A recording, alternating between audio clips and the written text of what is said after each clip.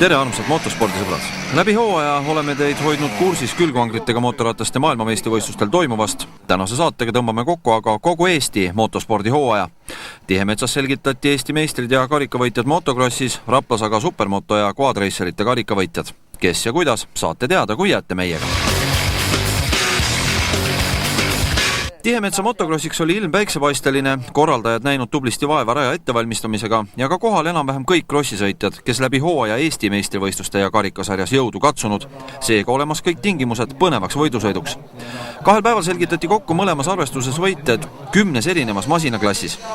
Alustame kõige noorematest 50 kuupsentimeetristel kihutavatest noortest poistest, kes alustanud motospordiga juba nii noorelt, et ainsa klassina lubatud ka vanematel poisse stardis aidata, et vähemalt stardijoonad minema saab. Samuti on lubatud sõidu kestel abistav käsi ulatuda, kui näiteks tsikkel juhtub seisma jääma või noor krossimees kukkuma ja omal jõul sõiduriista püstiupitamine üle jõu käib. Tihemetsas näitasid head minekut ja Hendrik Mullo, kes läbi hooaja andnud esikoha vaid 2 sõidus Sakus ja Türil.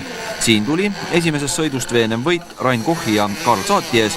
Teises sõidus tabas noort krossimeest Ebaann ja võidu võttis siin Karl Robert Pae. Eesti meistritiitli võitu ei vääranud aga miski, kuigi poiss pole just teab, mis suur jutumees, on seda veenmamad tema teod. No palju õnne, olid tubli. Vastaseid ei ole eriti või? Ei ole. Aga. Kas on tsikkel parem või oled ise selline juba tugevam sõitja teistest? Ise olen tugevam ikka.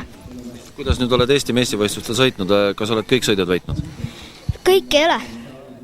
Kes see siin vahepeal parem on olnud? Number 31 ja ühe korra oli number 7. Kas see tsikkel lahjaks hea juba, et äkki võimsama peale üle minna? See aasta lähengi võimsama. Viimane selline pisike sõit? Jah. Kui tavaliselt on motosport mõneti pärandatav, siis seda kiiduväärsem on nõndanimetatud uulte tulijate pealekasv.